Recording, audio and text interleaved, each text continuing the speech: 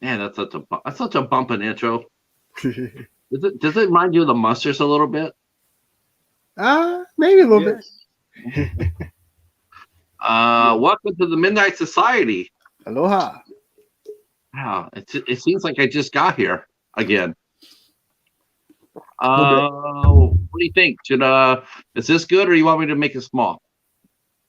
Okay, good. All right, good. Welcome to the Midnight Society. Glad you guys are here. So as you can see, we are joined by special guest Gore-Aphobe, who's come over here to share his love and appreciation for Jason here in Part 7, The New Blood. Absolutely. Thank you for having me. I'm glad you were here, sir. Al, as always. I'm here. How's it going? Doing well. How was everybody's week? Pretty good. Mine wasn't bad. I thought it was going to get bad here about 10 minutes ago. I thought I was going to have the same problem I had a couple weeks ago, but thank goodness. Thank goodness I am here. Yes. You made it. So we're all good, brother. All right, let's see. Who's Cozy's not gonna be able to make it tonight. You gotta get up early. Who's not making it? Oh, Cozy, Cobb? Oh, yeah, I saw that. See, Charles is here and Hobbs is here bringing campfire goodies. Yeah. Drake in the house. See. I'm sorry, Star-Lord. Yeah, Hey, Star-Lord's in the house. I'm sorry to hear that, man. Yes, very. Yes. Yep. Well, look, even Patrick's in the house. How about that? That's right. The Cheetah will probably be making a guest appearance later on, as he's been known to do as of late. Betty's here as well. Betty J. Gathers. Oh, Betty, welcome. Hi, Gretchen. How are you? Glad to see you're here. June. Hey, baby. Yep. So, yeah, we're really sorry about that, man. That sucks. So tonight we are talking about the Mighty Part 7. Jason, the New Blood. Yeah. All I gotta say about this movie is it is fun. This is a fun entry. It's a good time for sure. Definitely is. This is definitely the most popcorn of the movie so far. I do wish though that John Buechler would have had like he mentioned during the commentary. I watched the commentary. He wished that he could have spaced the kills out a little bit more to have more character development in this one. And I agreed with that. I think that it would have been nice if they could have spread it out a little bit more, and because they had a really good story. The story is, as far as the plot goes, this is like the most fun so far. They chopped up his kills too, kind of like on Part 5. You could tell, like for instance, when I can't remember who it is, but he takes the knife to the gut and falls down. That right there was a backup kill because they was trying to make the R rating. So right. He definitely got censored a lot. Let me ask you guys a question now, where we're watching the series as it is. What would you rate this series today if you were on the ratings board? What would you rate this series as far as the violence go? R. Yeah, I don't. Yeah, I would just do an R. I would. Yeah. I've seen worse in PG-13 movies nowadays. You know what I mean? Right. I mean, that's the thing. That's the thing. I was thinking about that and going, man, the way they cut this movie is just like it came across as more PG-13. In a lot of respects. I mean, it's like they could have got away with a PG-13 rating.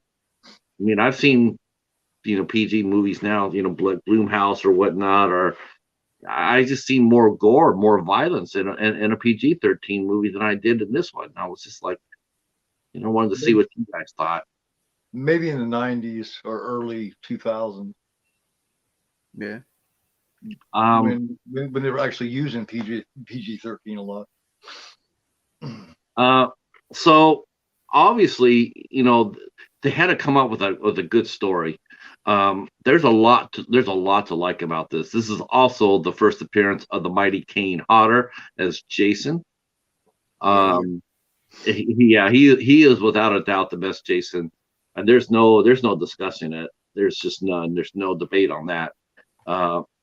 He not only, I mean, what really got the impression I got from watching it too is that Kane Hodder is a hell of an actor as well. Physical actor, yes. Yes. Oh yeah.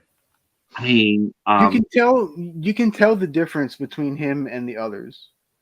He has a certain presence about him. Jason. Yeah, like little things during the movie, like for instance, when he doesn't have the mask on, he's pissed, and you can see him moving his jaw. You know what I mean? You can just tell. Just little things like that. Yeah, it's little things that count. I was listening to, like I said, I was listening to the commentary, some of the extras, and Laura Park Lincoln was sitting there saying how she could see him acting through his eye. It's like she could make eye contact, and she commented on how he was saying so much and acting so much behind all that latex and all that makeup and all that, and I was just like, and she's right. It was so impressive, and they picked the right person. I mean, John Buechler knew exactly what he's doing and when he did it. And it's no mistake that he popped up in 8 and 9 as well. But before we get more into that, you want to chop it up? Want to get into it? Or are you yeah, because I think there's a lot to talk about in this one. Oh yeah, definitely. Glad everybody's here. I see Echo's here. I see Cal's here. Welcome. Those who want to share us out, that would be awesome. Hello, Mark the Shark in the house. We're gonna get into Friday the 13th, Part 7, The New Blood, and shall we let our guest? Can I make a point real quick? Huh? Can I make a point real quick? Like building on what you said about the acting with the eyes, because that kind of struck a nerve. In modeling, they'll do that a lot too. As a matter of fact, Tyra Banks calls it when your eyes smile. She has a name for it. She calls it smizing. That's actually a very hard thing to do, to be able to act, show emotion with just your eyes. Yeah. So I just want to throw that in. Well, would our guest like to lead us off on this merry-go-round of a story? No, you guys go ahead. Well, we open up the film with a montage. As they've done, they did it for the first few films, and they got away from it. Yep. And so they came back and they did a montage of some of the previous films. I thought the montage was pretty well done too. It was, however, as I was watching the montage, I was kind of I was seeing if it told a story, and it did, but if you hadn't really seen the movies, it was kind of disjointed. I thought. I mean, it was well done and everything, but it was just, if you had no knowledge previously, I could have seen you being a little confused. Sure. I thought they did it. I thought it was interesting because they did it. They focused on the stars of the movie. They had Corey Feldman in there, and they had Tony Goldwyn in there, which I think by the time this movie came out, he had already started to rise. So I think that's one of the reasons why they threw him in there as well. I think that's just part of it. But they showed some of the kills. And they showed, Jason, the last movie, Tommy Jarvis put a rock around his neck and sent him to the bottom of Crystal Lake. I thought it was fine. I thought it was a good way to do it. The opening was standard. I mean, it wasn't as cool as part six. Jason Lives. The part six. The opening was the opening credits were the best. With Jason throwing the axe through the or the machete through the eye. I thought that was cool. Yeah. But they didn't do that this time, so no James Bond. But the cool thing though about the montage, do you know who the narrator was? It was Walt Gorney, the guy that played Crazy Ralph in the first two films. Oh, that's right. That's right. Yeah. For part 7? Yeah, for part 7. Oh. Yep. There you go, American Werewolf in Jersey. All right, werewolves in the house. Very cool. Very cool. Thank you for coming. I appreciate that, Mike. Yeah, that's yeah. Stay a while, man. For sure. Hi, JJ. How are you? How's it going? So we see that they have the opening credits. We see what happens with Jason, and then and we get our opening people in the movie. There's Terry Kaiser. The first thing you notice is Terry Kaiser's in the movie, and he's probably like the biggest name at the time for this movie because he had he went on to do Weekend at Bernie's, and he was a name even before that. He was a name. Yeah. And so it was good to see, and they had said that they were going to try to make this movie a little bit more of a, wasn't just going to be just like a slash and dash. They're going to try to put some quality into it, as far as production value, as far as story goes. They upped the budget too. They upped the budget to almost $3 million, which was at the time the highest they spent on a movie. So, and they got a director, John Buechler, who had a really good track record. Yep. And you could definitely tell this movie had a little bit more. It definitely had a little bit more oomph on the ball as far as the quality goes. What do you think about that, Al? Oh yeah, definitely. And you can see John Carl Buechler's touch on like everything in this movie, and because he's a makeup guy, so like the makeup in this movie is incredible. And just every little thing, and I think he was a great director of this, and I actually wish he would have done a few more of these. Yeah, he does. Yeah, I think at this point in this time, I mean, people could, at this point in time, but I definitely think this is probably the best directed film. Yeah. Oh, that's cool. Star-Lord saw Terry Kaiser on a panel. Nice. That's cool. Yeah, he seemed like a pretty cool dude, actually. I guess that's when we get to meet Tina. Little Tina. Yeah. Yep. Little Tina. Who looked like Heather O'Rourke. Did anybody notice that? Oh yeah. Oh, right off the bat. Oh my God. It was sort of spooky, wasn't it? It really was. In fact, Vanessa was like, "Wait, is that Heather O'Rourke?" I was like, "No, can't be." So I looked it up to make sure. Yeah. Yeah, she did a really nice job. That young actress who played I mean, she really was strong. And then we see the beginning of the movie, how we get to meet Tina and how she came to be. And I love the flashback. It has so much more. It has so much more on the ball. They gave it time to establish the story. Like she sees her parents fighting. She gets scared. She runs away. That's generally what all kids would do. And then she runs to the lake, and she gets in the boat and she paddles out to the away from there because she doesn't want to be around it. Mm-hmm. And then her parents realized that they scared their little girl, and the dad, I think they were just yelling at each other. They didn't show anything inside the house because she was standing outside listening in. So we didn't really see if there's any physical, which I don't think there was.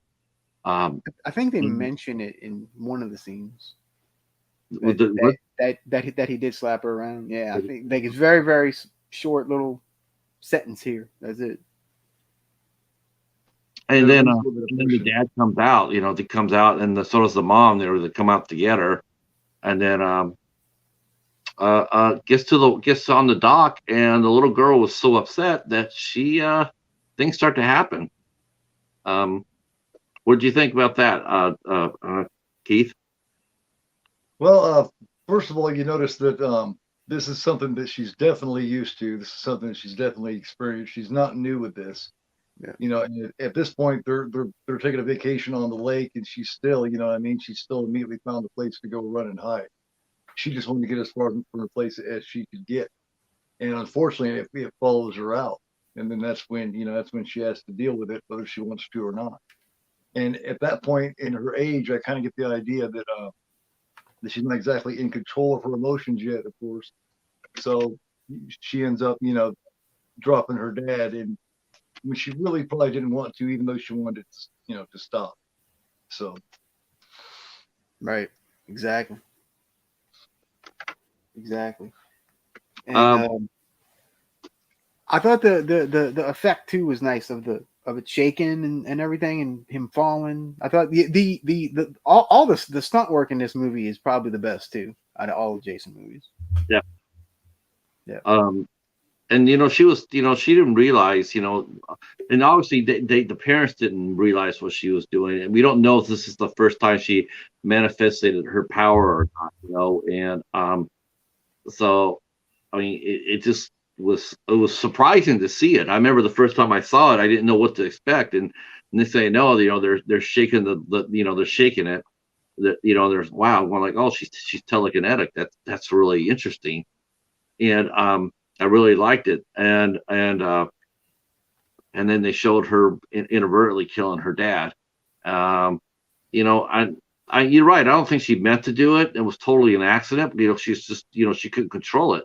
She was very emotional, and she was trying to get her parents to stop fighting. It's really what she was doing, and so yeah, and she kills her dad, and off she goes down a hard path.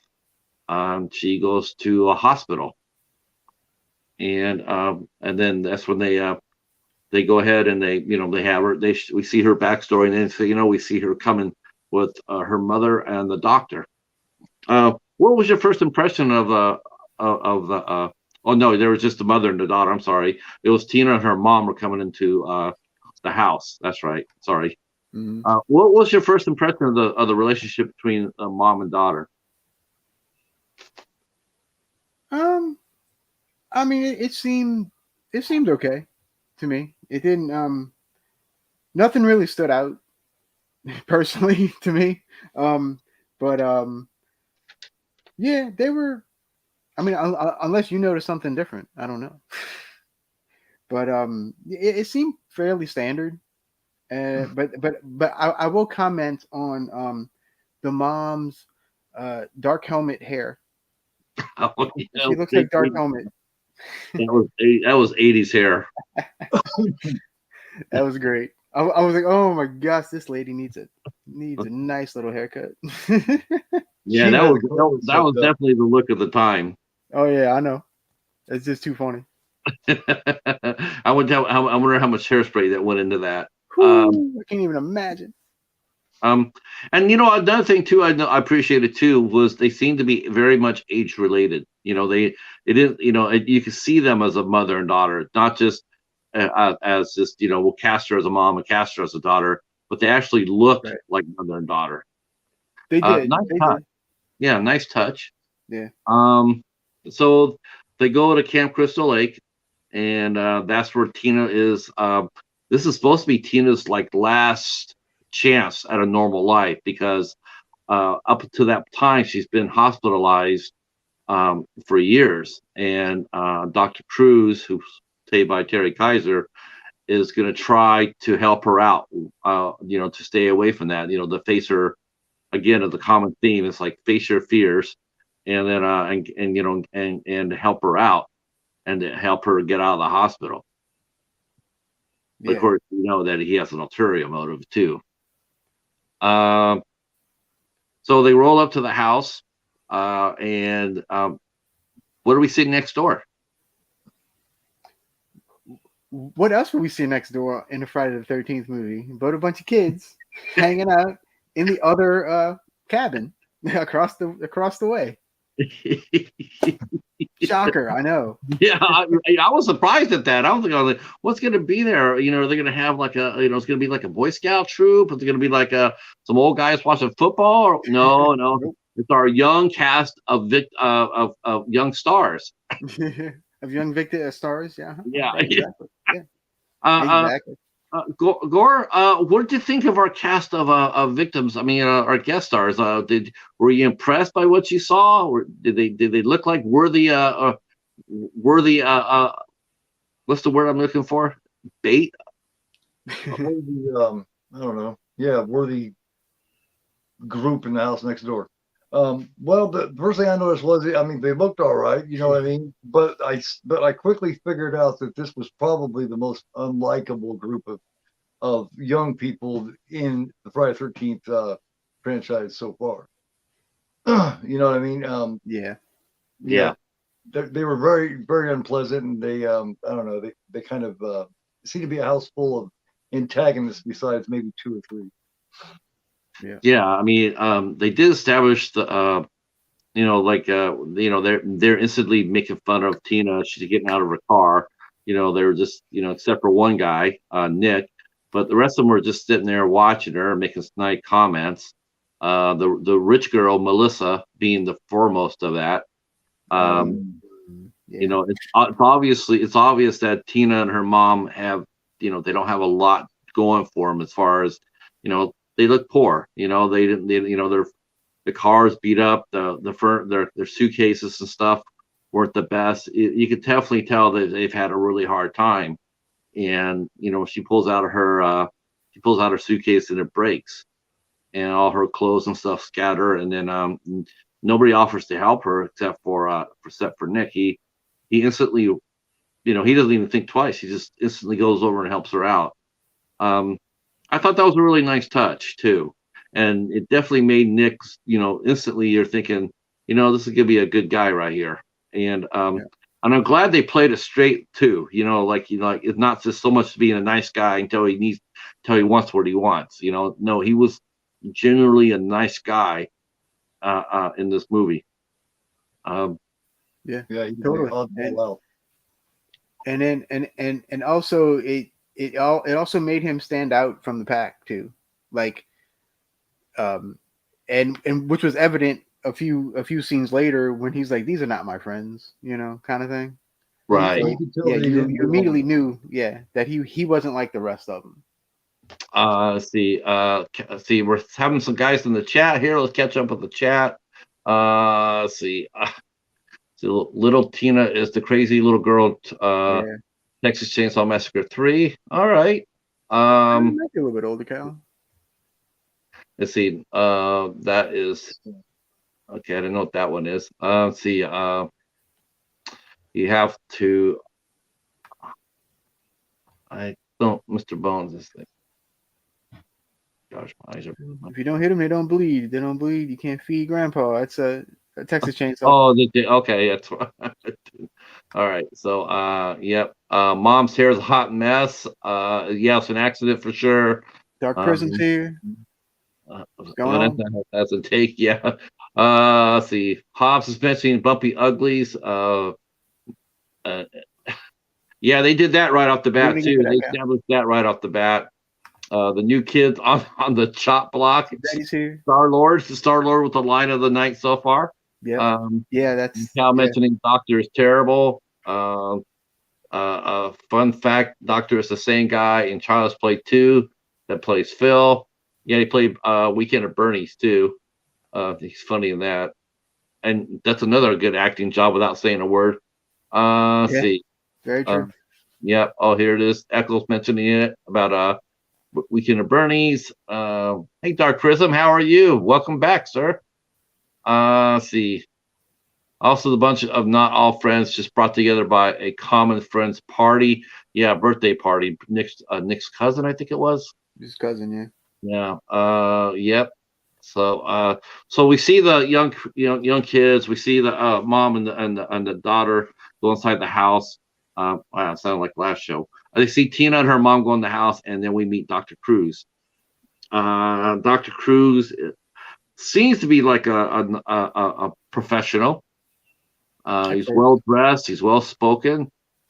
He's respectful. Initially, he's respectful to Tina's mother. And then when we find out very, very shortly that he is not what he appears to be. And now, take it away. So, so the very first thing that that Dr. Cruz does is he gets a matchbox and he places it on the desk, and he tries to get Tina to move it with her mind, but he does it in such a way that you can tell what an asshole this guy is. Yeah. Like immediately, you just like, oh my god. And so she's like, I can't do it, blah blah blah blah. So he starts getting her riled up, and so when she gets riled up, that's when she can use her powers. So of course he gets her riled up. So yeah, of course the thing's gonna move. And eventually she says a really interesting line that I thought, this is not the exact quote, but she says something like, you're more interested in my powers than me. And that just kind of tells it all right there. It's like, all right, they're just blatantly, they're just laying it all out right there for you. Yeah, and you think about that. I mean, what did you think about that, Gore? Do you think that did you get the sense right off the bat that the doctor was up to no good? Pretty quickly, yeah. And what I find interesting is that her mom seems to be totally on board with this doctor, yet she noticed it. Of course, she's probably spent more time with him. But with the adult mind, it seems like as long as she's been seeing this doctor, the mom would have been able to pick up on something. But I don't know. At the same time, maybe she's in a little bit of denial. She's just trying to help her daughter, maybe. Yeah. It's kind of hard to call early like this, because the first thing I noticed, I went and seen this at the theater. I seen the first 8 Friday the 13th at the theater. So I was still young when this one came out, and I seen it at the theater. And my first impression of him is I've seen this guy in a lot of shows, and in every one of them he's a bad guy. So therefore I knew he was probably a bad guy. So I already had, you know what I mean? Right. Yeah, yeah, you're right. I mean, most of the time he definitely played a heavy. I initially, the thing that got me when I first saw the scene was like being a comic book fan as I am, I'm going like, is she a mutant? Is she like because is she like Jean Grey? She's a telekinetic. And it's like, okay, is she mutated? How does she get her powers? That's the first thing that came to my mind, was like, wow, that's so cool. But how does she do it? Does she drink a bad protein drink? Does she have was there a radiated cow? Who knows? And I wish they would have explained where they came from. Yeah, they never did. They No. They never explain where she gets her powers from. Usually, and I agree with you. I think Gore. I think you make a great point too, Gore. I think you make a great point. Like, you think the doctor, you think the mom would have picked up on that. Like the tension between her daughter and the doctor. Right. It's like the treatment came to a standstill. So then, what better way would there be than to come up with an excuse to get her back where that happened to her father, to maybe get a little further progression out of him? You know what I mean? It's like during her in the hospital, she stopped growing to his liking anyway. So he figures, hey, I'll take her here, and it'll be easy to convince her mom of this, since that's where this happened. But he's not doing it for the reason he says he's doing it. You know what I mean? So Right. That's actually pretty smart writing. And it would be very smart for the doctor, like, say, if this really happened, it'd be really smart for the doctor, because the mom just wants to help her. So of course she's going to go along with it. Yeah. Yeah, the doctor seemed to be like, I think, the simple fact that they brought him out there just by himself. There was no nurse, there's no assistant. You definitely get the idea that he was in it, and he wasn't in it for the good thing, but he was looking to exploit it. He was looking to harness it to profit off of it, and that was really there by clear. themselves. Yep. Yeah, I mean that was real clear once you realize it was just him in the house. It was like, wow, you would think that you would have other people to help you with this. And then he provokes her. He figures out that if I can make her angry enough, like she'll hulk out a little bit. She'll react out of anger, and that's exactly what happens. He goads her into it, even though she has no control over it. She could have brought the whole damn house down on them both, because he has no idea of what she's capable of. Right. So we definitely see Tina is really she's about 16 or 17. She's really unhappy. She wants to be normal. She wants to, but she's also very traumatized. She reminds me a lot of Tommy Jarvis in a lot of ways. I can see that. Yeah, I can see that. About the same age from part 5, yeah, approximately. Supposedly, even though the actor was like 27 or something. I don't know how old Laura Park Lincoln was at the time that she did the show. I actually know she was 26 when she did this. Really? Okay. Yeah. Yep. Well, that's good. Now she was not the original person that John Buechler wanted to cast. Really? As Tina. I forgot the name of the girl that he wanted to cast, but because she was I think 19 at the time, but she had signed on to do Phantasm 2, I think it was. So she did that instead of this movie. I wonder if it was the girl, the lavender girl. It might be. I don't. Like I said, I didn't write her name down, but yeah, I did see that somewhere. So then we you want to go ahead and take us down to the next part, Al? All right. So Tina gets frustrated and runs outside to the pier where all the dad stuff happened, like 10 years before, or 7 years before, I think. Anyway, so she goes out to the pier, and then she basically closes her eyes, and she kind of starts to kind of wish her dad back, right?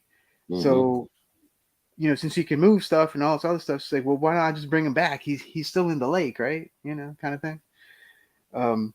So she does that, and of course, instead of waking up her father, she wakes up our good pal, Mr. Voorhees. Yay, our hero. Yeah, so Jason's still on, still he's hanging there, and all of a sudden he just kind of goes boom, and he's like, all right, I'm back. Yeah, you saw his eyes. I do believe they said it had been 7 years since. I do believe they said it had been 7 years since he'd been put in there. Yeah, like as in movie time frame. I think they said 7-year time frame. Yeah. And again, you're right. When he wakes up, and then he's obviously still trapped down there. He can't do anything about it. But of course, Tina is, displaying a tremendous amount of power to rise him up. I mean, he's already, think about it. He's 250 pounds. He's dead weight. He's got that rock and that chain around him. So he's looking at least, you're looking at 350 plus through the water to bring him up through the water. She's exhibiting more power there than, honestly, she displayed more power there than she did in the rest of the movie, other than in the first scene. But you're right. Jason comes up, and it's really weird. It's like how she broke the chain too. So he comes up, and what's really interesting about this, what I thought was fascinating, was the fact that he comes up, he sees her, she sees him, and her, but she passes out, and he leaves her alone. He had no interest in her. Yeah, it was different. it was just like, oh, good night, Charles. Catch you on the replay. And so she passes out on the dock, and then Jason goes on his merry way. I mean, he didn't even bother coming over there to look at her or, do anything. He was just like, okay. And then he just walked out of the lake. Maybe that was like a thanks for bringing me back. I'm not going to kill you yet. I don't know. Well, yeah, it wasn't confirmed that he even really seen her in particular. It's true. I mean? Yeah. She just brought him back. Maybe he just, maybe he was just, getting his bearings back. And then we see the makeup. I think Gore, you mentioned the makeup, the best makeup, and we definitely see that right then because they showed Jason walking out of the lake, and it definitely looks like he's been under the water for 7 years because his whole body's just like all the flesh is eaten away. We're starting to see him skeletonize. Mm-hmm. Another 7 years, that's probably what we would have gotten. We would have gotten just maybe the head, but the rest of the body would have probably been a skeleton. And and you get the audio too. You can hear him like waterlogged. You can hear a squishing sound when he's moving around, which is really cool effect. It is. Yeah. It was a good scene where he walked out of the water. I mean, the whole spine, it looked awesome. Go ahead. So Vanessa said, didn't Tina think she'd need the body of her father? Well, did they ever find his body? I don't think they ever did.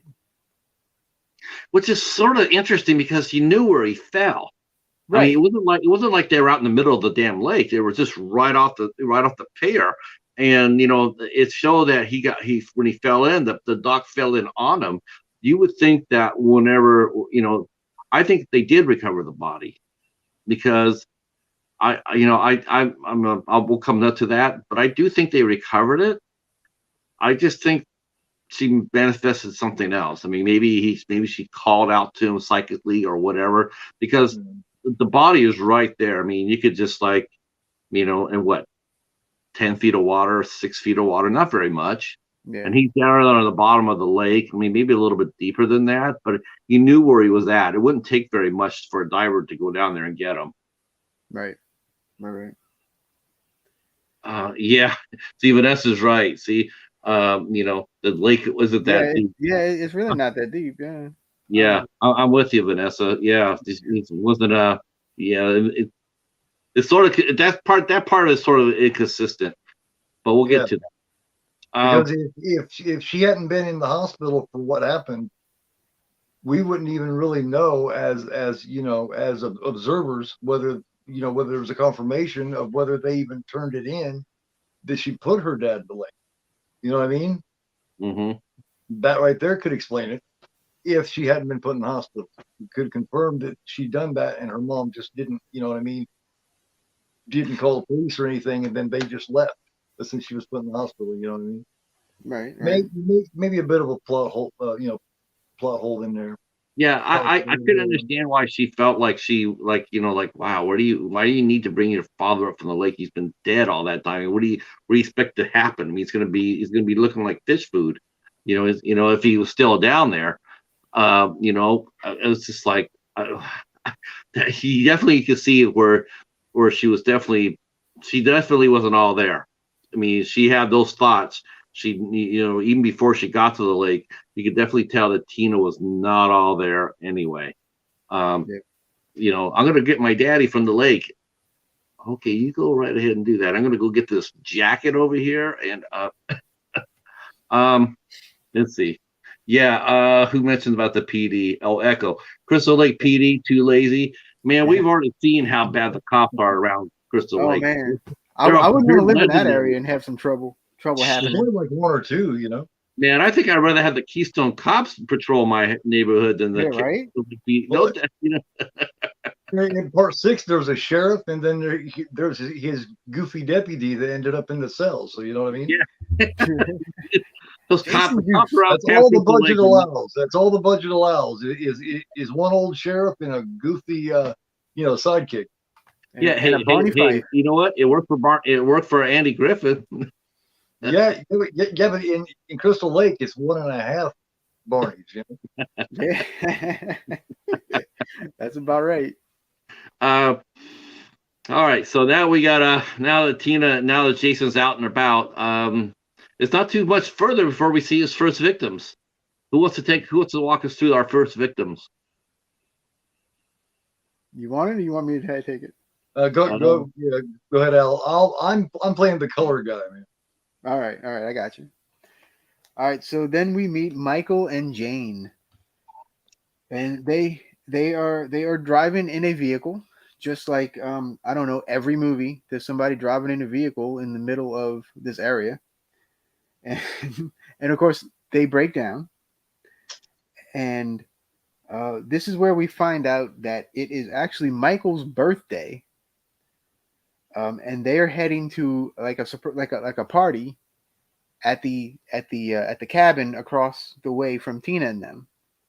And we also find out that Nick, the nice guy that was over there, is Michael's cousin.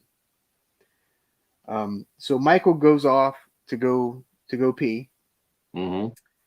and all of a sudden, our friendly neighborhood Jason pops up with a tent peg, a gigantic tent peg, and Jane just gets it. I mean, it's like immediate. You see Jason, boom, that's it. You did. Yeah. She just had no chance at all. Didn't hear it. Yep. It was extremely quick. And then Jason turns around, and here comes Michael back from peeing. So he just throws the tent peg at him and gets him. So we got 2-for-1 deal already. Yeah, well, he had pinned the girl to the tree, and then Michael comes, sees it, and then he turns around and he runs. And he had the right idea, except that he just ran too straight. And then Jason just lines him up, and he does his own telekinetic ability. He tosses that tent spike pretty long way. It was a pretty good shot. And then he's not dead yet. He walks over there and grabs him up and does the Halloween tube lift. Picks him up with it and sticking it in his back. And that's the end of the first two. That guy suffers a lot in horror movies. You notice that's the guy that played the little brother in Pumpkinhead. His name is William Butler. He played the little brother in Pumpkinhead, and he was also in the remake of Night of the Living Dead. And he always has a rough time. He never lasts extremely long. That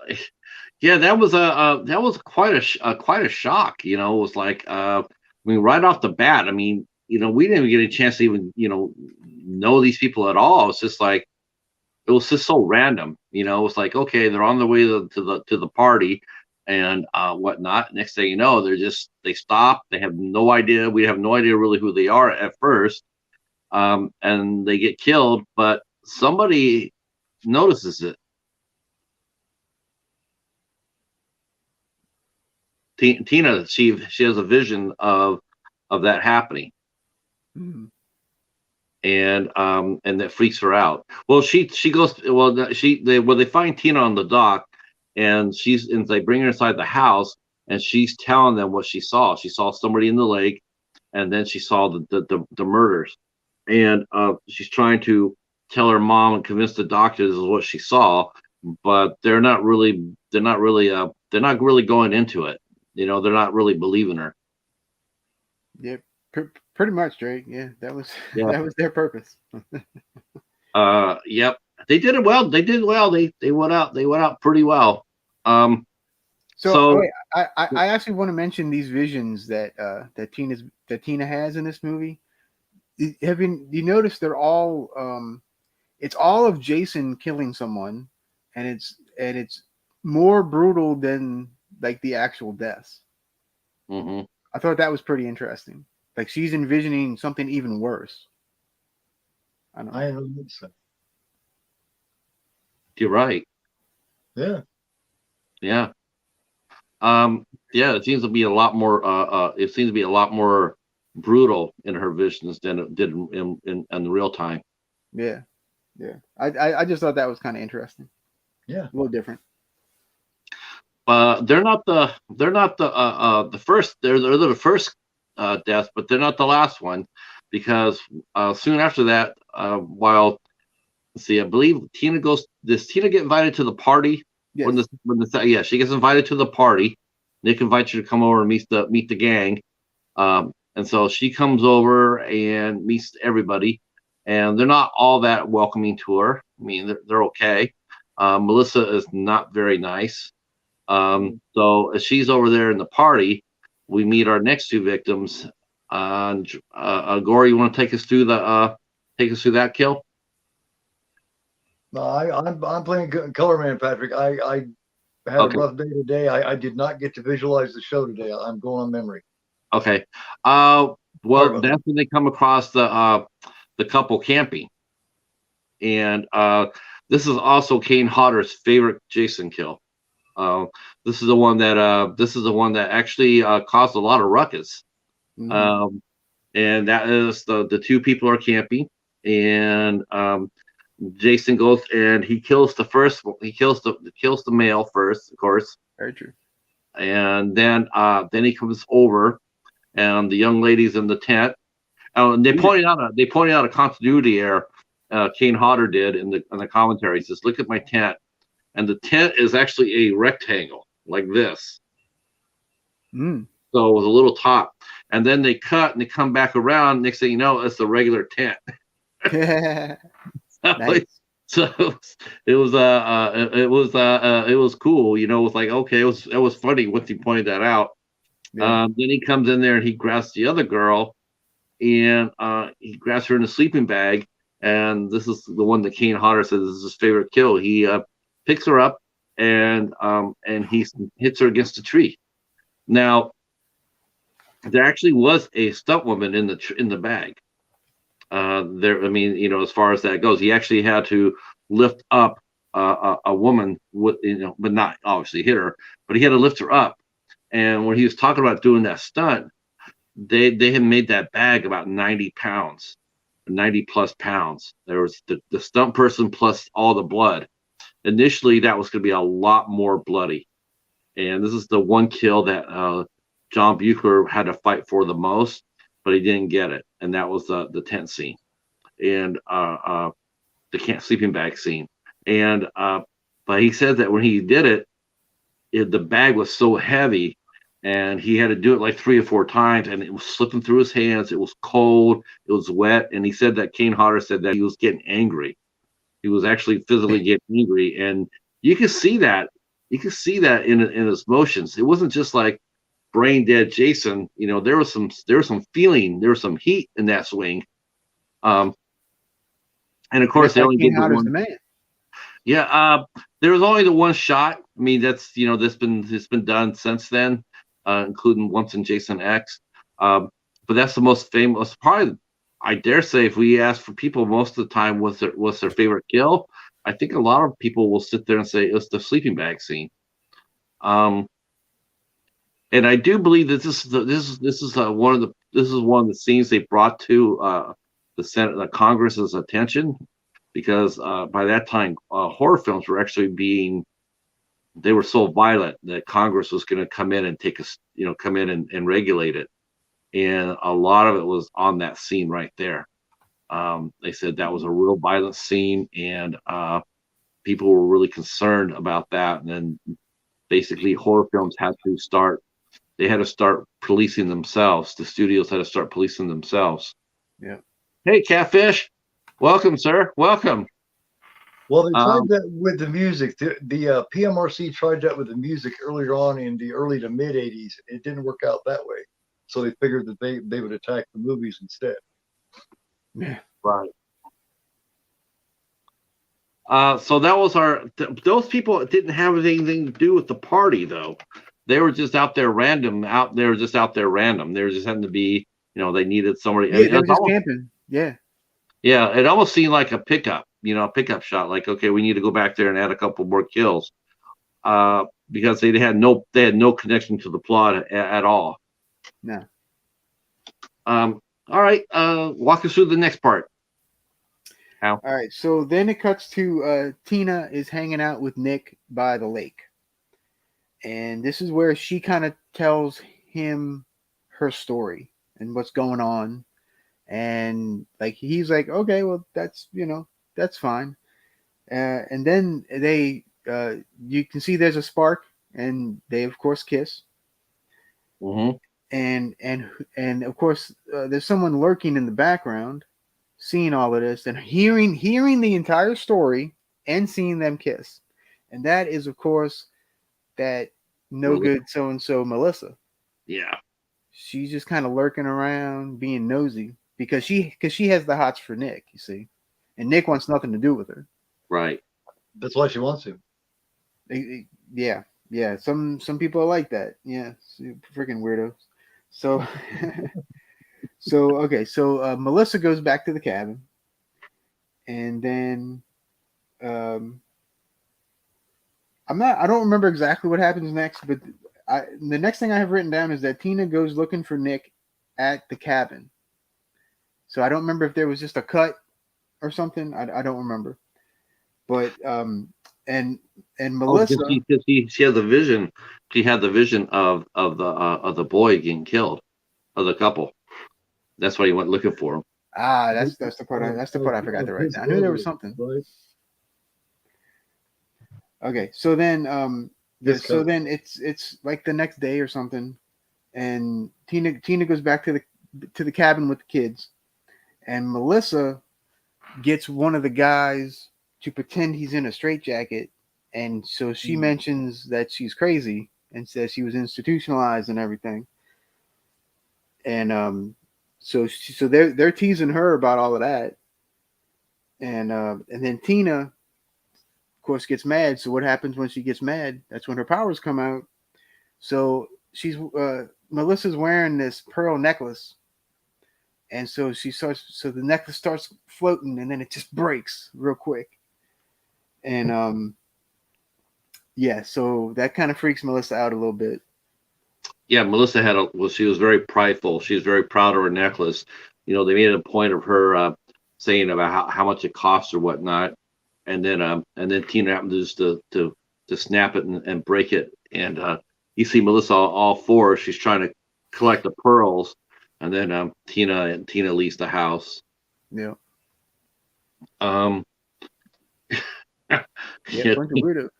Yeah, Drew Barrymore would have. Yeah, she would have been a great help for the campfire. Only you can prevent forest fires. Only you can prevent fire starters. So that's what happened with Melissa. She was one of those. Like you're already wishing. This is the first movie that you're actually sitting there wishing that people would buy the farm. Before in all these movies, when someone would die, you'd be like, damn, that's messed up. But in this movie, like Gore mentioned, that they're all pretty much unlikable. And so when you seeing them die, as far as that, not the first four, but these people in the house, you don't really have any compassion for them. It's just like, okay, when the doctor dies, yeah, you actually are happy about him. He deserved it. Oh yeah. Oh, spoiler. Okay, but this is the first time the cast is completely unlikable, and you're just waiting for them to get lined up and mowed down. And John Buechler and Kane Hodder, they don't disappoint. No, definitely not. Definitely not. All right, so after the pearl necklace scene, then it cuts to Tina and Dr. Cruz, and they get into another argument. And this is when she gets mad, and she actually levitates a television and throws it at Dr. Cruz, which when after that happened, my wife was like, "Welcome to prime time, bitch." Because the whole thing. Yeah, which was just a year before this movie, by the way. Right. So maybe that was an influence. Who knows? Well, and the thing is, so Tina's, she may be traumatized, but again, like Tommy Jarvis, she may be traumatized, but doesn't mean that she lost her brain. She's still thinking. She knows the doctor is after her for no good, he knows that he's planning to exploit her, and and she doesn't like it. She knows what he's doing to her by manipulating her and pushing her buttons, and she does not like it, and that's the reason why she tossed that TV at his ass. Yeah, but throwing that TV just excites him even more, though. That's what she's not thinking about. Yeah, because that's the most the biggest display of power that he's seen her have. So he knows that he's on the right track. He's like, well, shit, if I said this and she sparked the book of matches, and I said that and she tossed the TV, what else can I say to her to get her really going? To match it even more. She's been a little older and a little bit more mature. She could have played it off like she couldn't get anything happening. But instead, he's able to get to her because she's younger and immature and emotional. She's just playing right into his hand, and so is her mom by working along with him. Because, I don't like the mom exceptionally, but I understand that she just wants to help her daughter and help her daughter get better because she thinks something's mentally wrong with her daughter because this doctor has convinced her of that. Almost convinced Tina of that, but deep down she knows better.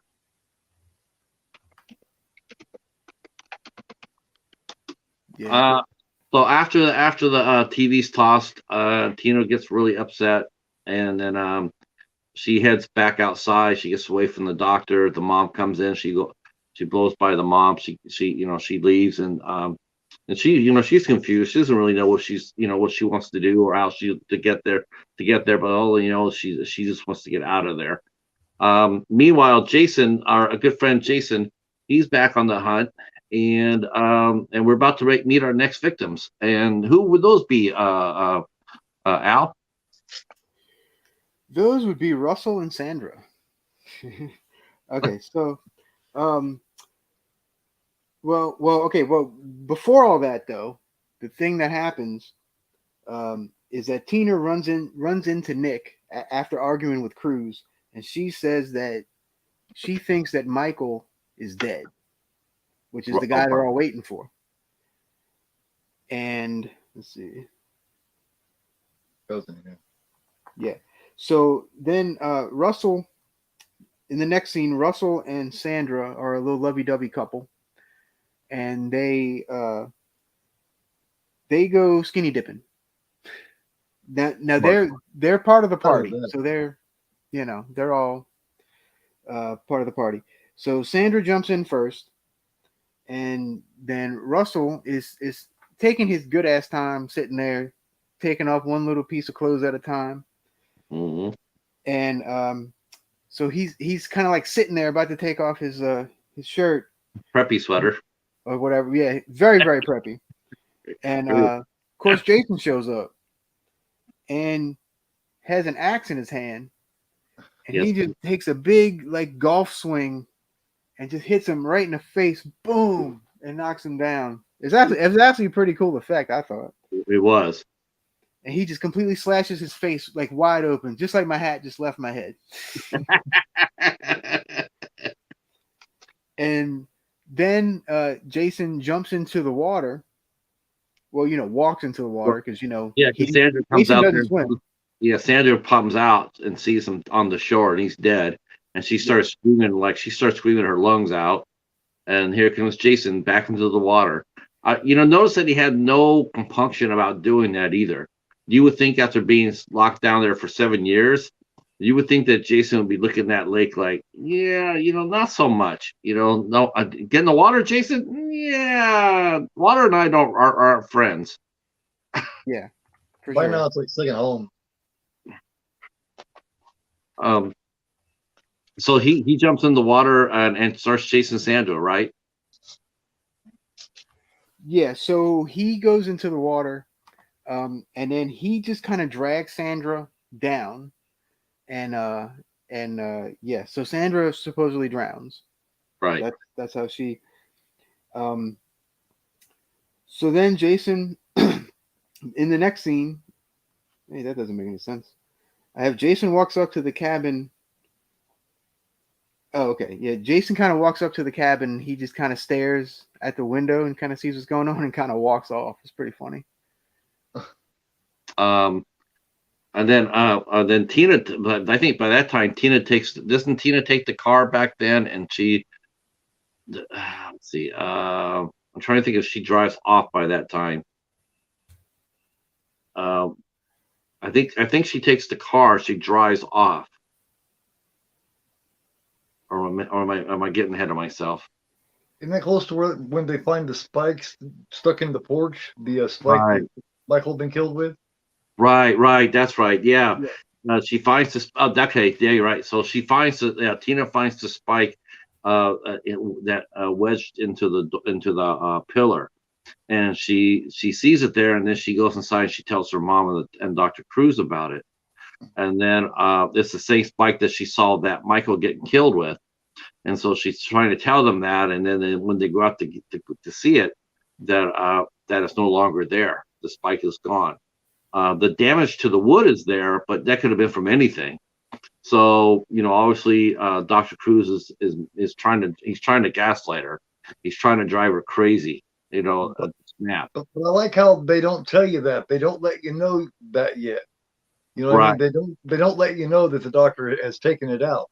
He's just kind of looking funny. He's just kind of looking around. Almost He's shady. What is she talking about? What he's really looking around about is how in the hell did that get in there to begin with? Yeah, he's shady, but we don't really get an idea exactly how shady he is yet. We're getting there. We're definitely getting there.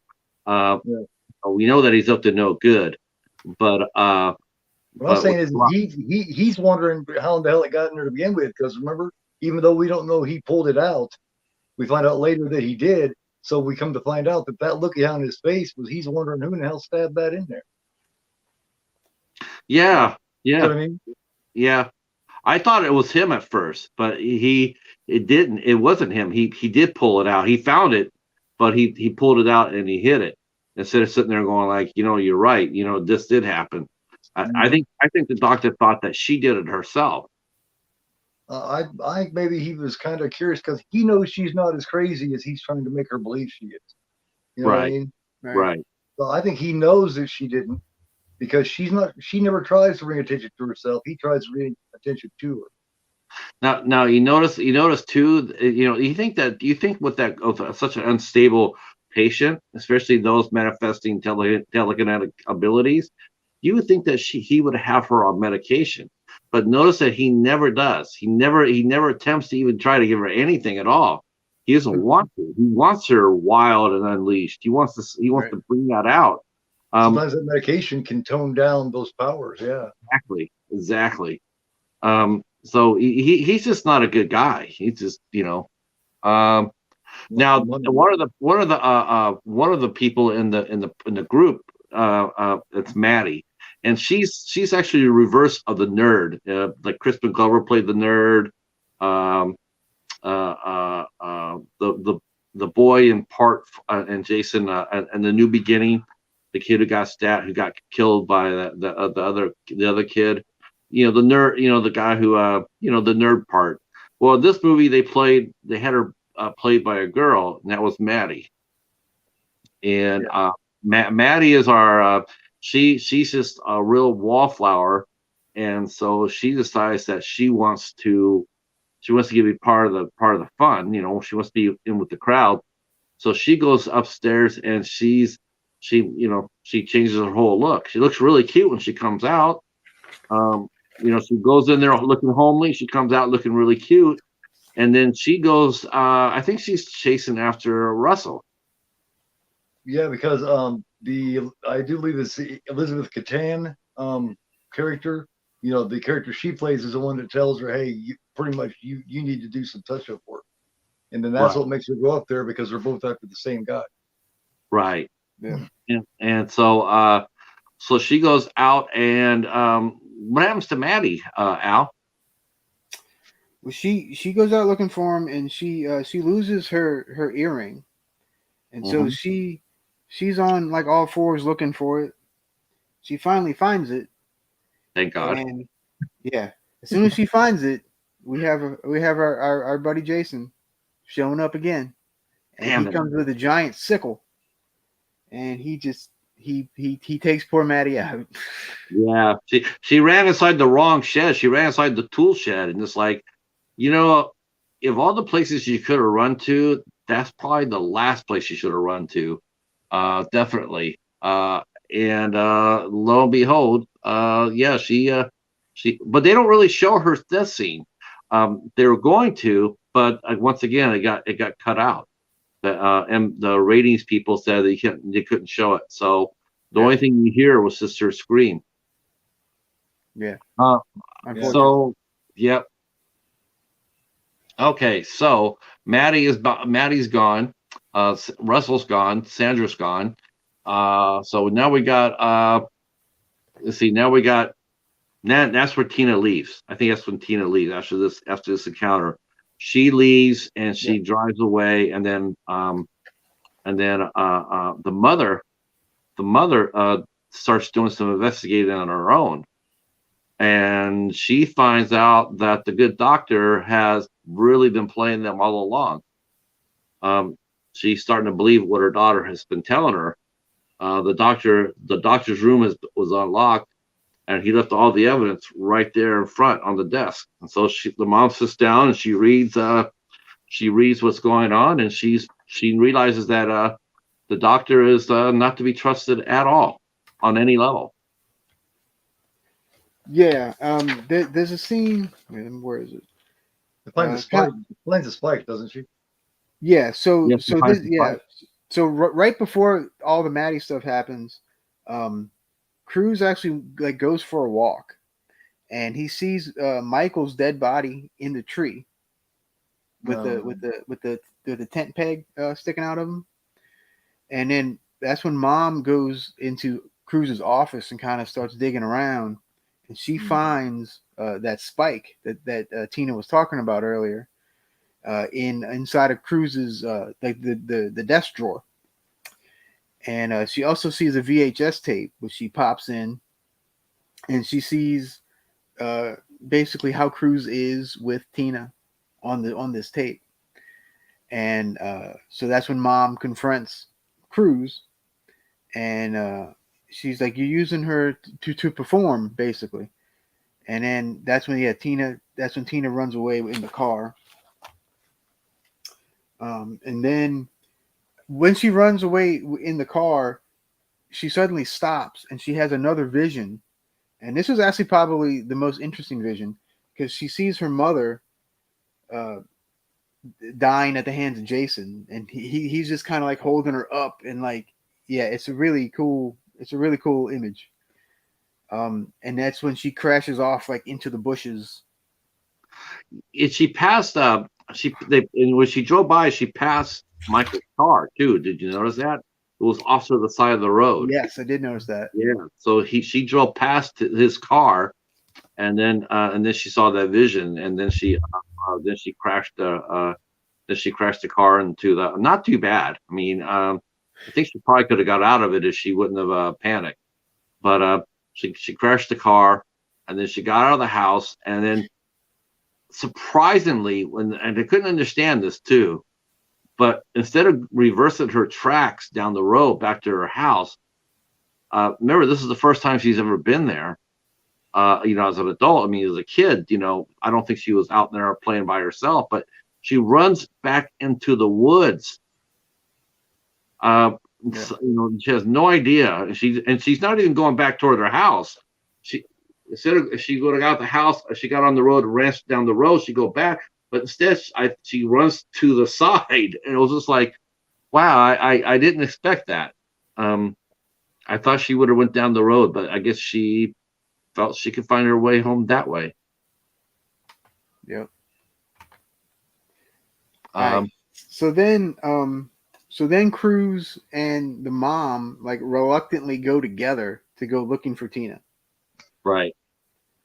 I thought that was kind of interesting that they would both go looking for her, like so kind of easily. The mom goes to keep an eye on him, I think. Maybe so. Yeah, maybe so. Keep an eye on each other. Mom's an idiot. Thoughts? Yeah. She's an idiot. Yes, absolutely. Pretty much. Yeah, pretty much. Yeah. Times two.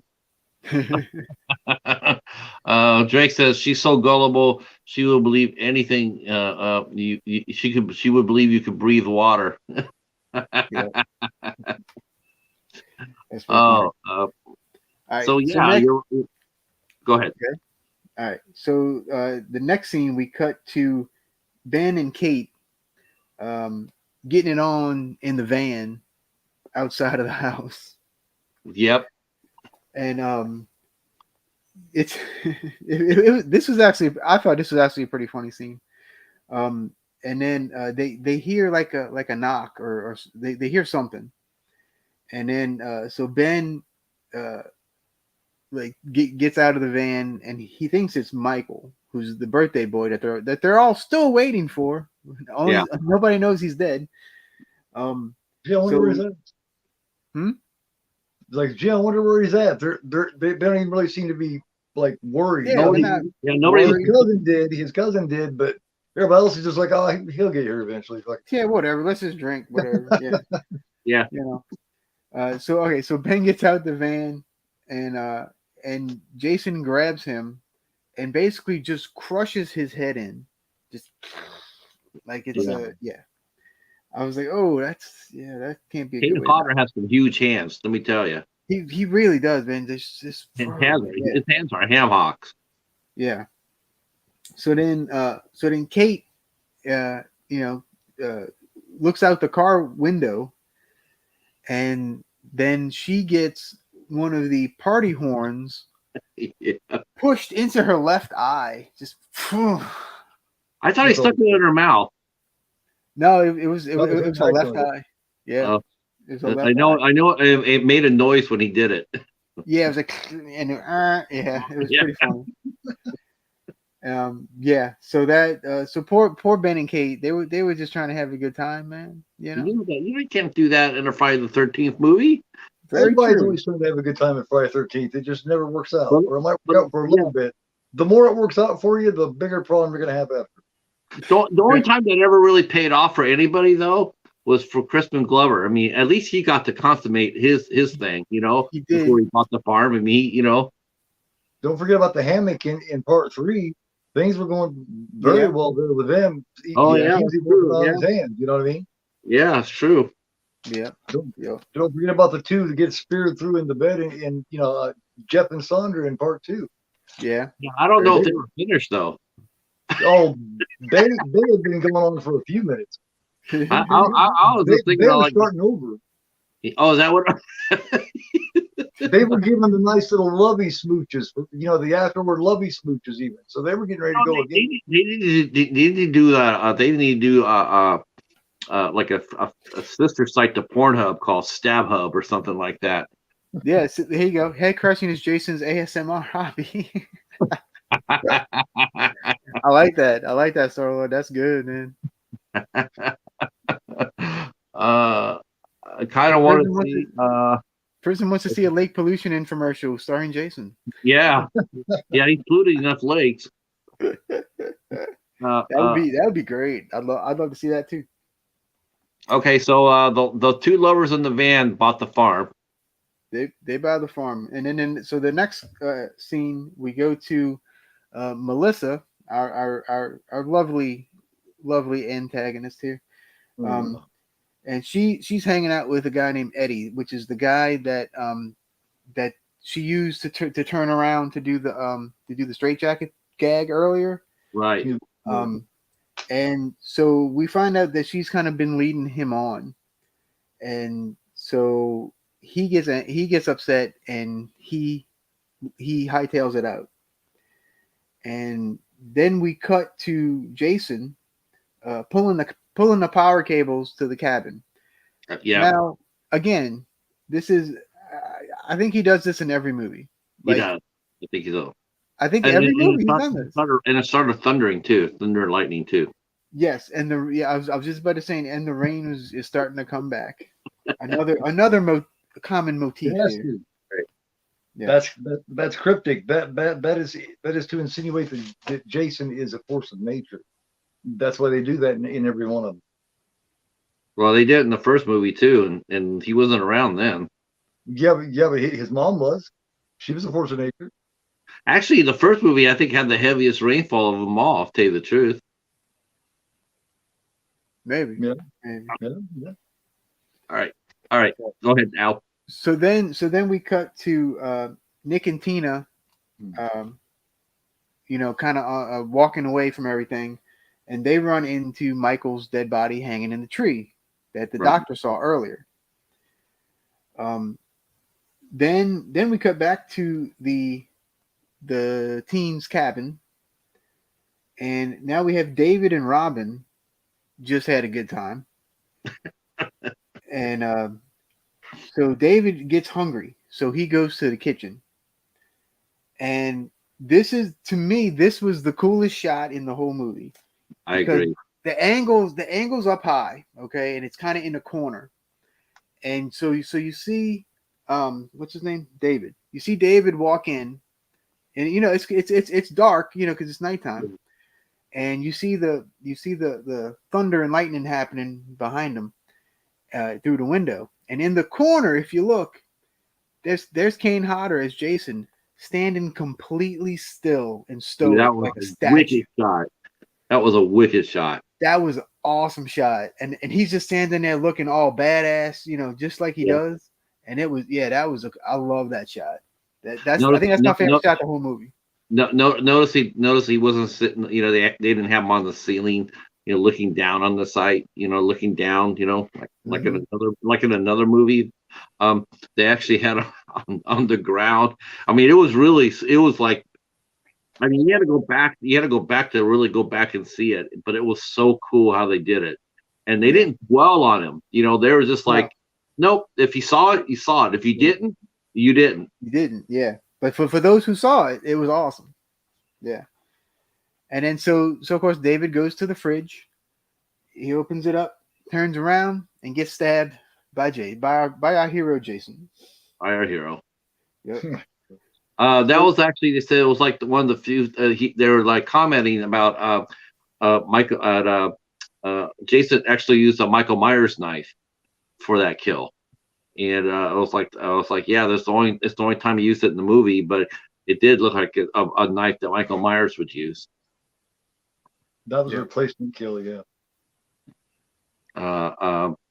Yeah, they said they had to make that knife out of cardboard, but that thing was still pretty wicked. They mentioned it in the commentary. So yeah, so he got killed getting the last meal. Yep. Getting his after party meal. Yeah. And you're right. And then he proceeds to head upstairs. Yeah. So now we see Tina and Nick get back to her cabin, and she finds an article in Cruise's desk about Jason. Right. So this is kind of similar to when Tommy in part 4 found the little articles. So I thought that was interesting. That's a nice little callback, I thought. Let's see. Tina and Tommy had a lot in common. Which I'm realizing this the more we talk about it. They really did. And then so she finds these articles about Jason, and then she finally realizes that is what she brought back from the lake. Mm-hmm. So this is the first time in the movie, besides the opening montage of the recap of the other ones, is the first time you actually hear Jason's name in the entire movie, and it's 58 minutes into the movie. And yeah. So in the next scene, we go to Eddie, which is another one of the kids, and he starts opening all the presents because he's like, well, this asshole's not showing up, so I'm gonna take all of his presents. Yeah. And since Michael never showed up, he's like, well, whatever. So of course he's standing there, and Jason just kind of walks up behind him. Yep. And stabs him in the neck with the machete. So that's another one down. And then we cut to Robin. Yeah, Robin, I believe. And She's up there. Yeah. she goes looking for Maddie, the nerdy girl that got off a little while ago. And here's our cat jump scare. The cat jumps out of the closet. That's right. And of course all the thunder's going and everything. And Talk to the cat for a while. I think if she would have held the cat on a little bit longer, she might have been saved. She might, because Jason doesn't do animals. He doesn't harm them. We never seen him harm. He's had opportunity, but he doesn't do it. That's interesting. We said this jokingly, but I wish they would have explored that just a little bit more. I mean, because it's almost sort of like I don't want to say weakness, but it's something that's really interesting. Like he didn't go after those little kids. He left the little kids alone in part 6, and he's never harmed an animal. Yeah, just teens and adults. Right, right. Yeah, so people that can actually technically fight back. Yeah, there hasn't been a lot of animals in the series, though. Really, I mean, when you think about it, there's not been a lot of dogs or cats or anything, as far as domestic animals, rather than. I think it's reverse to that, Al. I think he attacks people who can't fight back. It's not like because Alice's cat was staring straight at his ass, and he was like, "Nope, don't want none of that," and then he left. So I don't know. It's something. It's just, I mean, it's a little sliver off, but it's something I would like to see something to explore. It would be something to explore. Like, why is he? Why? Because he's superhuman, right? He has no conscience at all. He's just dead. Yet he still has the same values. He did that. He did it in 6. He didn't kill the kids. And he's dead. He has no soul. He's what's to stop him from doing that? But he didn't.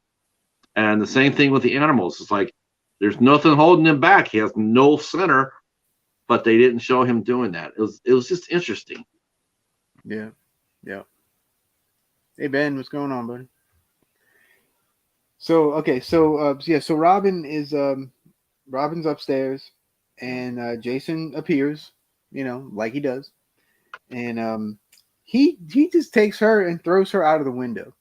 He's like, "But get out of my way!" And he just hightails her right out that window.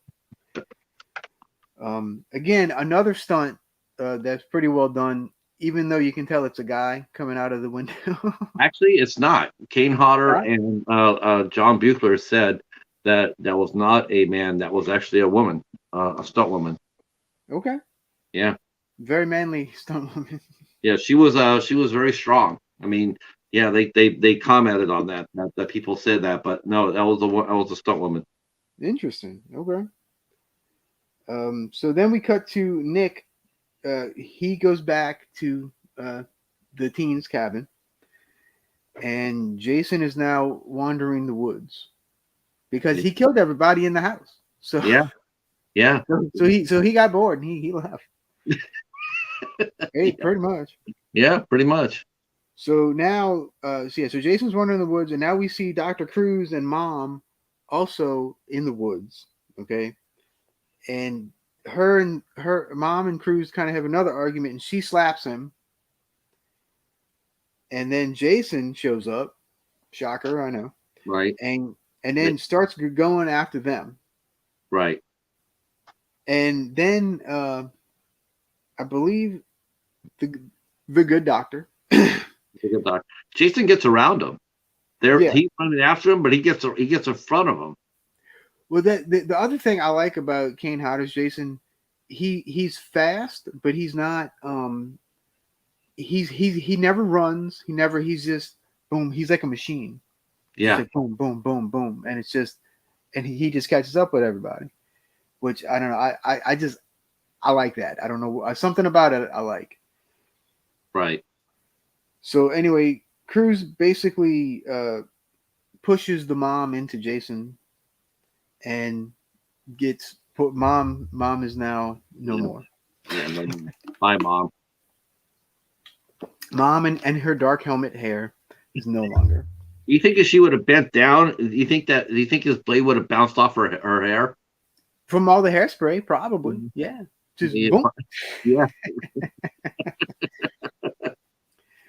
So after he gets mom, Jason goes after Dr. Cruz. And in probably in one of the two most satisfying deaths in the movie, Yes. Cruz gets disemboweled with a tree trimming saw. Jason comes out with this giant tree saw, and it's awesome. It's awesome. This is one of the best kills in the movie, I thought. Yeah, I remember everybody cheering when Dr. Cruz went bye-bye. Yeah. Yeah, so that was one definitely a thank goodness moment in this movie. So then let's see. So now Tina shows up and she sees her mom dead. Yeah. And all the others. And now is the big stare down between her and Jason. Yep. And probably the first time in the series of whereas they went after him. I mean, Tina went after Jason. She didn't, she had a choice. She could have left the other way, but she decided that, fuck this guy. This guy killed my mom. I got some abilities. Let's go say hi to him. So that's what she did. Yeah. She came around the corner, and Jason's sitting there, and he's expecting, he's standing there looking down, and Tina comes around the corner, and they stare down like an Old West showdown. And Jason's expecting everybody to run from him. And I think he's perplexed by the simple fact that this girl is not. And she's not running away, she's running toward him, getting closer. And then all of a sudden, she just cuts loose. Tina cuts loose. She uses her ability, her telekinetics, to grab Jason in branches and vines. And then she raises up there and grabs a power line, and she shocks his ass. And if he had been alive, he wouldn't have been. His ass would have been fried. Yep. But because now he's dead, it's not really affecting him. But again, it goes back to the water aspect of it, because it's like how lightning is still not hurting him, but water does. It's interesting. I think water is his weakness. But she knocks him down. She walks over there, and she has no reason to believe that this wouldn't be enough. I mean, normally it would be. And so she walks up to him, and then he starts getting up, and she just runs. She realizes, okay, he took that, but I'm just gonna keep going. So she runs to the house, and then Jason comes after her, and then inside the house they proceed to have a battle, and she gets the best of him. And pretty much in this whole movie, she does. She whenever they went nose to nose, she stops him. Either literally with a kitchen, with a living room couch, a light, the damn house. Yeah, pretty much. Like this is probably the best fight in any of these movies. Up to this point. I don't know. That's kind of arguable. I don't know, because this fight's pretty epic. Jason X is still more epic. So yeah, she literally throws a sofa at him, and right after the sofa, the one that got me to chuckle was the plant that she threw at him with her mind. Right. Because it had one of the kids' heads in it. And so the head went right into Jason's face. I thought that was funny. There was a lot of humor in this movie too. I mean, this is just strictly, you can definitely tell they're just sitting there having fun. This is a popcorn movie. This is, they're having some fun. And it definitely shows. Yeah. So maybe she's whacking him around. Yeah, she's whacking him around good. And then she runs outside, and then Jason comes outside, and she drops the awning on top of Jason. Like the whole awning, the whole roof just comes crashing down on him. It was last time he smashed with the roof. Yeah. Yeah. Yeah. And then the right after the roof falls down, there's a scene which is a dead homage to Evil. Carrie. Oh, He busts through. He busts through the roof with the hand, just like the end of Carrie with the grave. I was like Carrie. It was great. Yeah. Then Tina goes to the house, and we see our last three survivors. We got Tina, we have Nick, and who's the last survivor? Our good pal Melissa. Our good pal Melissa. Our good pal. That stupid little. Yeah. Yeah. I love that kill. So in the next scene, Melissa gets whacked with an axe, pretty much. Yeah, opens the door. Yeah, she says, actually, they did a scene, they commented on the commentary where she's going to leave. She says, well, fuck him and fuck you too. And then she opens the door, and John Buechler said that when she said that line, that's what won her the part there during her audition. She improvised that line. And he said he liked it so much that he said, "Yeah, I'm gonna cast her." So that's what actually got her the role, was the last line she said in the movie. That's interesting. Yep. She opens the door and she gets whacked, Lizzie Borden style. Bam. So hallelujah, the other hurrah of deaths here. That's right. So now Jason goes after Nick and Tina. And they run upstairs. So Jason starts walking up the stairs, Why would you run upstairs? The perfect tool in a horror movie, Yeah. I'm gonna go upstairs where I can't get away. Yeah. Without breaking my leg jumping out the window. So Jason starts walking up, and Tina gets, there's a hanging light bulb. So Tina gets that to start swinging. And hits Jason in the face, like in the mask, and this knocks him down, and he falls like a ton of bricks, like straight down, like, and he falls straight through the stairs. Like he didn't fall down the stairs, he falls through the stairs. And another time for a fun fact, that when they filmed that scene, they had dummied up the stairs, of course, for Kane Hodder to go through. But when he fell, and the rest of it was real stairs. He missed hitting the real stairs with his head by 6 inches. Yeah. When he fell backwards, he missed hitting the real wood by 6 inches. That probably would have been really, really bad. That would have been pretty awful. Yeah. Yeah. That probably would have killed him or paralyzed him. Yeah. At the very least, yeah. So, of course, this doesn't stop Jason. So he busts out of all the rubble, and so now Tina decides to start squeezing the hockey mask on his head, like into his head. So it's like, and it's getting all bloody and nasty. Yeah, and then it breaks off of his head. Which was actually kind of a cool effect, I thought. It really was. I mean, she was using one of his tactics against him. Yeah. And crushing the head. So now she makes a ceiling fan wire. Grabs Jason by the throat, and she lifts him up to the ceiling. Another really cool effect. It really was. And so he's hanging there like this, and she just drops him, and he drops all the way through the floor into the basement. Yeah, she fucked him up. Like I said, she fucked him up every 6 ways in this movie. Big time. Yeah.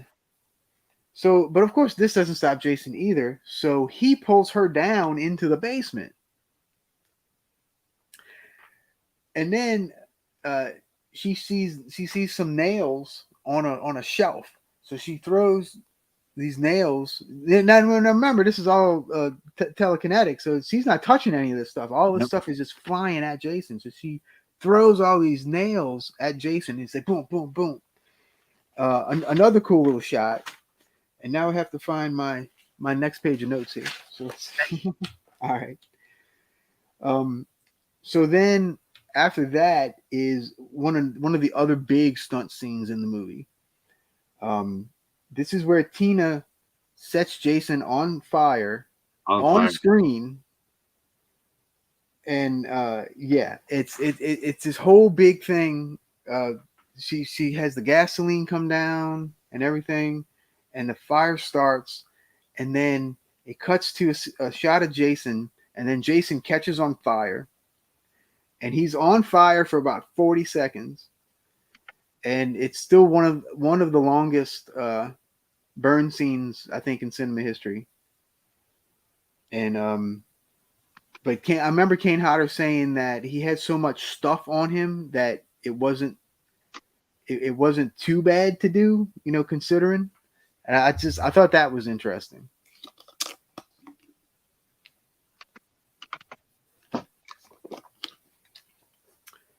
But yeah, so that burn scene was pretty cool. Jason kind of falls down to the ground, and then Tina and Nick escape. Now, Jason, of course, comes back again. You think after getting his ass kicked like it was, you think that he probably would have said, this is not fun. This is not fun. I don't like being hit in the face with nails. I don't like being thrown through a stair. I don't really like, I didn't like the electrocution. It got me back in a puddle. I don't like water. You think that he would have turned around and left the other way, but he's sort of a slow learner, Yeah, you think, right? Yeah. So of course, Jason comes back and he throws Tina to the ground. Nick shoots him, and then Nick gets thrown into one of the boats at the pier. Like he just, yeah. So Nick's kind of out of commission. He's not dead. He's just kind of out of commission. Right. So now that they're on the pier, they're fighting Jason and Tina. He kind of has her pinned down, and she's doing her little head thing, and all of a sudden somebody pops up out of the water, like through the pier, breaks through the pier, and of course that would be Daddy, Tina's papa. Yep. Yeah. So the thing that I thought was interesting is that Papa hasn't aged a day. No, he looked great for 7 years.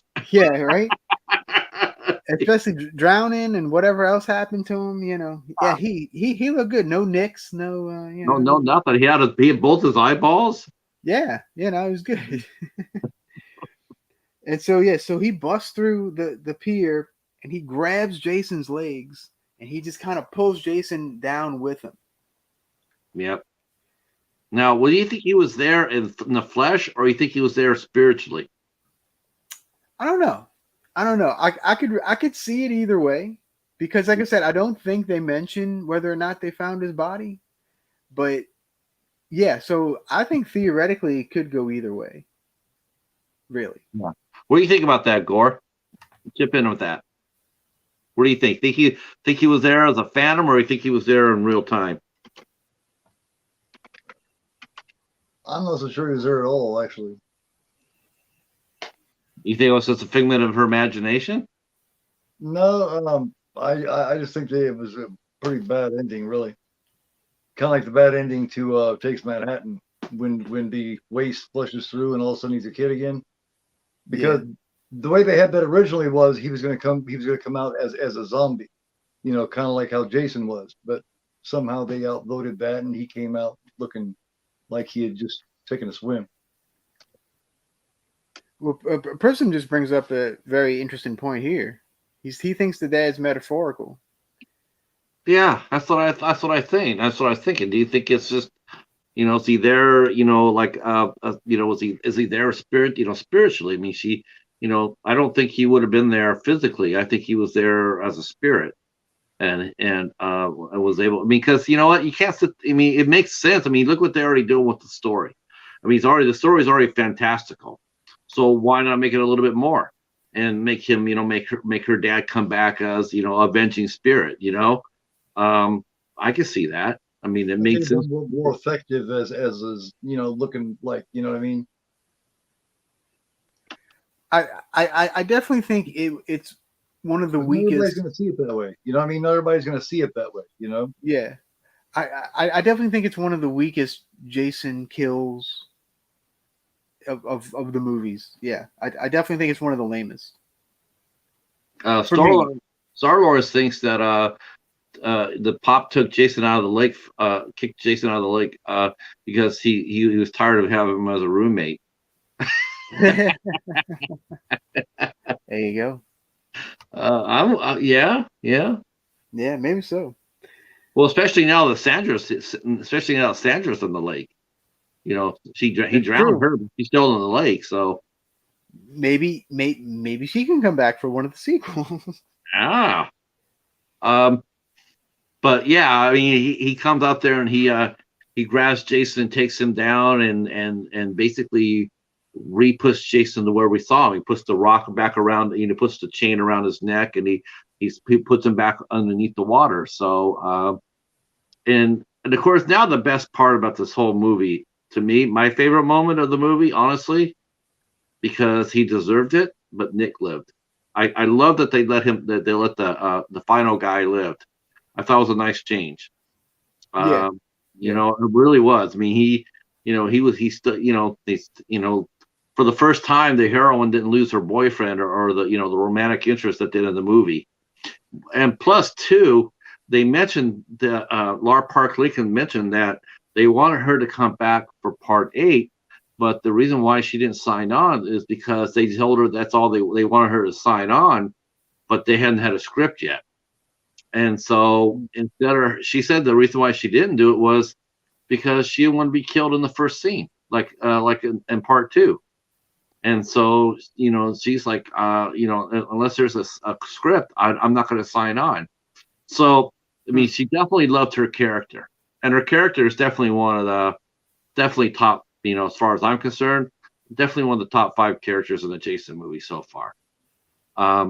So I can appreciate the fact that, she wouldn't have to come back to get killed just to, make the story. Mm-hmm. Actually, I think having her come back for a round 2 with her powers more fully developed, that would have been a hell of a fight. It really would have. Yeah. The immovable object against irresistible force. That would have been a lot of fun. I mean, they could theoretically still do it now because she's still around, Kane's still around. Yeah. If they could ever just get that, if they could ever just settle up that lawsuit and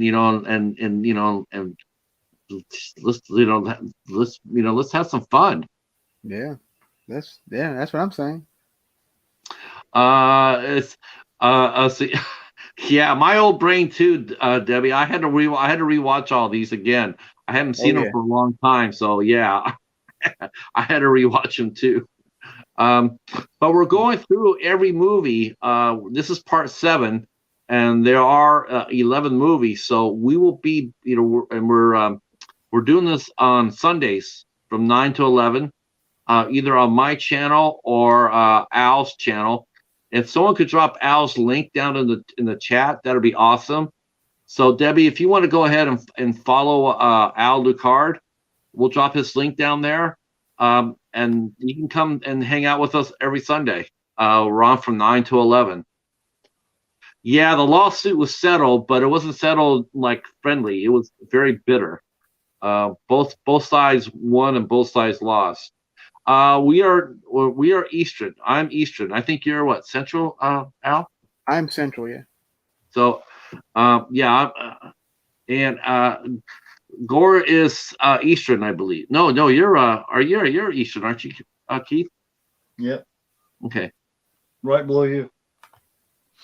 Oh yeah, so you're right with us, Debbie. It's 10:40. What? 10:43. So yep, and we go on from 9 to 11. Oh, I didn't know he passed away. Yeah. John Carl Buechler passed away a couple years ago. He sure did. Oh, okay. So And, there's I'm sorry. There's Al's channel right there, Debbie. So if you want to give him a follow, and then every Sunday, yep. Plus he has a lot of good content too. I got Gore's channel up there too. Good. Yep. And Keith's up there too. Awesome. Appreciate that, Debbie. Well, speaking of John Carl Buechler, did you know he has a cameo in this movie? That's right. That's right. That's right. He's the fireman that picks up the broken Jason mask at the end of the movie. That's actually John Carl Buechler. That's the director. He seemed like a really nice guy. He really did. All the cast and that's a shame. The cast really liked him. Kane Hodder really liked him. He appreciated the fact that he had worked with John before on another movie, and then John insisted that he play Jason, and he played Jason for the next 3 films. And he is the definitive Jason. There's no argument about that. No, and I think even if he would have just done this one movie, I still think he would have been the definitive Jason. I will say Ken Zinger, the one who played him in Jason X, I think he was probably he's probably the second strongest one for sure. No, Jason X was still Kane. Was that Kane still? I thought Kane did. Oh, that's right, because he wasn't in Jason versus Jason Goes to Hell. Okay, so Ken Zinger, he did Jason versus Freddy. Right. Yeah. Right. Now Ken Kirzinger has a small part in Manhattan, and we're going to talk about him next week. That's right. Yeah. But yep. Are you ready for that? You're hosting that night. I am. I'm definitely going to have to rewatch it because that is probably my least watched of all the Jason movies. Yeah. But I got the hard one, though. I got Jason Goes to Hell. Everybody hates that one. There's things about it I like. But anyway, I think most of the people tell me the best thing they like about Jason Goes to Hell. They said the best part about the movie is the final credits.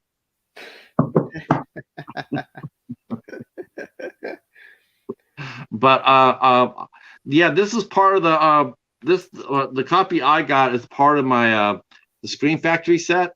You guys can probably look for this on secondary markets, eBay, Amazon or whatnot. Super fun, super packed with information. If you're a Friday the 13th super fan, that's the set to get. It's an amazing set. I dig the hell out of it. They have 2 commentaries on this one. They have John Buechler and Kane Hodder, and then they have John Buechler, Kane Hodder, and Lar Park Lincoln, and really good commentaries. Derek Mears is a good Jason too. I like that. Look at Echo saying he likes Jason Goes to Hell. I'm digging that. Cal Derek says Mears Derek Mears was a good Jason. I can't stand that movie. I thought honestly, I have to admit, I had a fanboy moment. Everybody did. They had the fanboy moment when they saw Freddy's hand come up to get the mask. Oh well, yeah. That's like one of the most iconic moments in the whole show. That's the moment of that movie. You know what I mean? It really is. Yeah, but we're getting ahead of ourselves. You don't think you saw Jason Goes to Hell? Yeah, that was a different one for sure. That was the second movie where we had no Jason sighting. Jason's only there in spirit. Sort of. He's there in spirit. Oh, yeah. 3, right? What Jason Jason was in the first movie, but he wasn't in A New Beginning, and he wasn't in Jason Goes to Hell. Well, sort of Jason Goes to Hell. Sort of. Well, Wow. So this this has been a lot of fun. I really enjoyed this one. Yeah, this one this one's a good time. It Yeah. really is. And of course, Tina is based on loosely based on Carrie. Right. That's why we made all the Carrie references. But of course, well, two things. If you watch Carrie, Carrie's dead, so that'd be a little difficult to bring her back. And and two, it's a completely different studio, so they would have to have worked with somebody else. And back then, for sure, in the late '80s, that's not happening. So Yeah, didn't New Line take over the series with 9? yeah, starting with Jason Goes to Hell, and that is why uh, the glove comes out at the end of 9, Right. because it's the same company. So you could finally get the movie everybody wanted. Man, Jason versus Michael Myers would be a fight I'd love to see.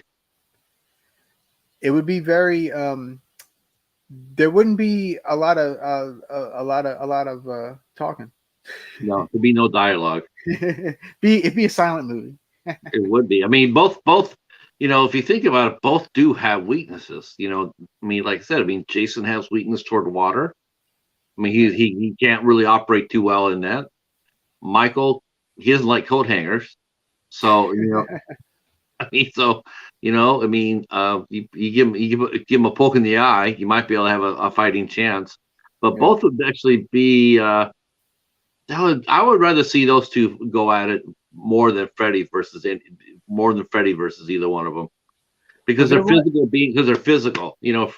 Freddy's supernatural. He's a phantom, but Michael Myers and Jason are physical, so they would actually. I just couldn't see what they would fight against each other about when they're both all about killing. Well, I actually did see a Michael versus Jason fan film that was actually pretty damn good, and the fight was awesome. I don't know who did it or who filmed it or whatever, but the fight was really good. If I find it again, I'll send it to you. It's actually really interesting. It's only like 10 minutes long, but it's really cool. All right, yeah, I'd love to see that. Oh wow, they even brought back three cast members from Part 7 into it. Okay. They did a fan-made movie, the Part 7, that has Jason Freddy in it. Wow, okay. Ooh. There's so many fan films nowadays. Yeah, fan films are really they're spiking. I think part of it has to do with the fact that the studios are relaxing. They're going like, instead of as long as I think they tell the creators, listen, you can do your movie, but here's what you can't do. You can't have Jason die. You can't have him kill kids. You can't have him get his ass whipped by a cat. You can't have him eat. Right? Those are certain things that you just can't do. Yeah. And as long as you do that, then we're cool. Whereas before they'd be just like, no, you can't do anything. You can't do anything at all. Because the way the studios look at it, it's free publicity. Especially when they grab a cast member, from an old movie or whatnot, they put him into the movie. I mean, it's like, wow, okay, you're spending $50,000, $60,000, $100,000 that we're not going to have to do, and you're helping, move us, keep the movie in the series in the spotlight. It's a win-win situation. Right. And as long as the creators of the fan films do what the studios want, then they're fine. I mean, the only problem I would have is if you're going to make a movie like that, you got to give the filmmakers a chance to make their money. That's the only thing I would sit there and say, listen, there's got to be a way for you guys to make their money back. Yeah. Because you crowdfund $100,000 to make a fan film. How are you going to get that money back? What's the point? The point you're making these fan films is to hopefully make a little bit of money. And if you go to work with the studio and you keep track of your expenses and income, maybe you say, okay, fine, we're going to let you recoup your first 100,000, and then after that we'll let you have like 60% up to 150 or 200,000, and then after that, then it's like 30 and then 20 or whatnot. So the studio makes their money, and the filmmakers make their money. You keep the series up in the public's eye, everybody wins. Very true. Very true. It's called Friday the 13th Roseblood. All right. All I'm right. gonna look that up, Echo. That's I'm gonna awesome. look that up too. All right. This is the part where we're gonna tell you everybody what do we got for our channels, and then we'll let you guys all go, and we're gonna invite our special guest Gore, who looks like he wants to sleep. Real quick, Keith, what do you got on your channel this week? I've got an interview. I'm doing a 5-part miniseries interviewing some of the collectors and YouTubers that got me and my channel started, and I will start that. That'll be Wednesday at 9:15. Sweet. I've got another one Saturday. I won't tell you who I got Wednesday at this point, but I will tell you who I have Saturday. Saturday at noon, I have Tony from Whoring Taj. Awesome. And then next Saturday, I have 4K D Ray. Nice. The good. I still got two more horror tubers that I want to get. I haven't confirmed them yet, but when I do, but right now I'm leaving Wednesday the 13th as a surprise. It'll be a good one too. All right. Awesome. Awesome. Right. Looking forward to that. And you're doing a Gore Wrestle show on Saturdays? Yes, it's WrestleGoria. WrestleGoria. And that's on Saturdays. What time on Saturday? There's more to Gore than Gore. Is there going to be what time is your WrestleGore WrestleMania Gore? That's the one with the tournament, right? It's 9:05. I want Gore. 9:05 Eastern. There you go. 9:05. Tuesday, I'm still doing horror. I still do horror all the rest of the time, but I'm branching off doing other stuff. That's right. That's right. There's a lot of things going on, and I mean a lot of changes going on right now. So, Gore is going to be back with us for our ranking show of Friday the 13th. So he'll be coming back to throw his hat into the ring as far as his favorite moments in the series. So he didn't know that till right this very second, but he just now you know, Gore. That's interesting considering everything. Yeah.